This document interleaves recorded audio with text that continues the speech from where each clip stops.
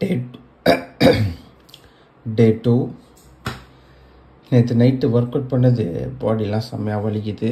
ஆனால் நல்ல ஒரு மசில் பெயின். ஓகே, நமக்கு கொஞ்சம் மசில் இருக்குது அப்படின்னு சொல்லி கொஞ்சம் சந்தோஷமாக இருக்குது. ஓகே, இப்போ வந்து ஆல்மோஸ்ட் டைம் ஆகிடுச்சு. ஸோ ஒரு 15 minutes வார்ம் அப் பண்ணிவிட்டு சும்மா க்ரன்ச்சஸ், ஜம்ப்ஸ், புஷ்அப்ஸ், புல்அப்ஸ் இது மட்டும் பண்ணலான் இருக்கேன். மார்னிங் இது மட்டும் போதும். அப்புறமா என் பிரேக்ஃபாஸ்ட் என்ன சாப்பிட்றேன், அப்படியே இன்றைக்கி டே எப்படி போகுதுன்றதை காட்டுறேன். ஓகே, ரெடியாங்க. இன்றைக்கி மார்னிங் ஒர்க் அவுட்டுக்கு பேசிக் வார்ம் அப் தான். நேற்று வந்து ரொட்டேஷன் பண்ணனால இன்றைக்கி ஸ்ட்ரெச் பண்ணிக்கிட்டேன்.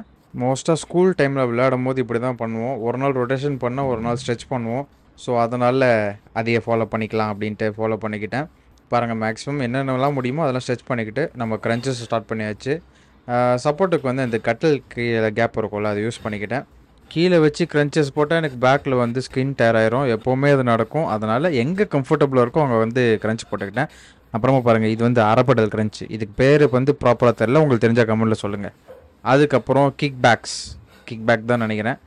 இது ஒரு ஈஸியான ஒர்க் அவுட் தான், ஜாலியாக போகலாம். ஆனால் நல்ல ஒரு ஒர்க் அவுட்டு, லோவர் கோரு எல்லாமே நல்ல டார்கெட் ஆகும். ஸோ இது ஒரு 2 செட்டு போட்டேன் வேகமாக. கோர் ஒர்க் அவுட்லாம் பண்ணும்போது ப்ரீத் இன் ப்ரீத் அவுட் வந்து கரெக்டாக பண்ணணும். அதுதான் நமக்கு ரொம்ப நல்லது. ஆப்ஸுக்கு இது போதும். லைட்டாக ஜம்ப் பண்ணிவிட்டு புஷ்அப்ஸும் புல்அப்ஸும் எடுப்போம். நான் வந்து பார்த்திங்கன்னா ஸ்கிப்பிங் ரோப்பில் பண்ணல, பேசிக்காக ஜம்ப் பண்ணுறேன். இதுவே போதும்னு தோணுச்சு, அதனால தான் பேசிக்காக அப்படியே ஜம்ப் பண்ணுறேன். ஸ்கிப்பிங் ரோப் இருந்தால் அதை யூஸ் பண்ணிக்கோங்க. அது இன்னும் நம்ம கண்ட்ரோல்டாக பண்ணுற மாதிரி இருக்கும். ஸோ நல்ல எஃபெக்டிவாகவும் இருக்கும். இதை வந்து கொஞ்சம் ஏமாற்றலாம், ஈஸியாக இருக்கும்.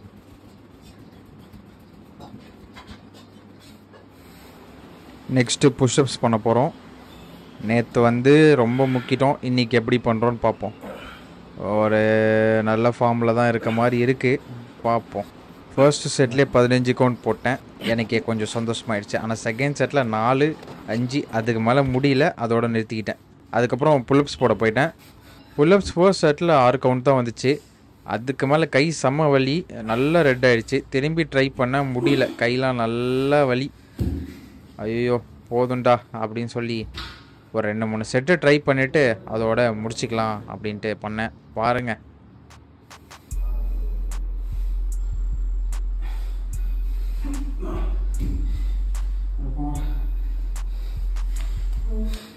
இதோட மார்னிங் ஒர்க் அவுட்டை முடிச்சுக்கிறேன்.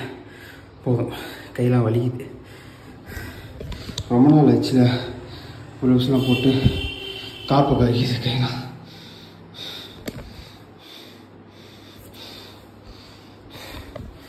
பிரேக்ஃபாஸ்ட் அப்போ பார்ப்போம். நான் போய் ஆஃபீஸ்க்கு ரெடி ஆகிட்டு வரேன்.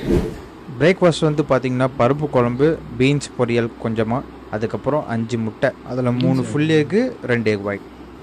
லஞ்ச் வந்து பார்த்திங்கன்னா அதே பருப்பு குழம்பு, பீன்ஸ் பொரியல், அப்புறமா ஒரே ஒரு பூரி மட்டும் எக்ஸ்ட்ரா சாப்பிட்டேன். அதுக்கப்புறம் வெள்ளத்தில் பண்ண இந்த ஒரு ஸ்வீட் சாப்பிட்டேன்.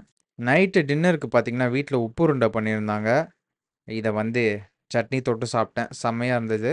ஒரு 6-7 பீஸ் சாப்பிட்ருப்பேன், நல்லா இருந்தது. டே 2 ஈவினிங் வந்து ஒர்க் அவுட் பண்ணல, நல்லா சாப்பிட்டேன்.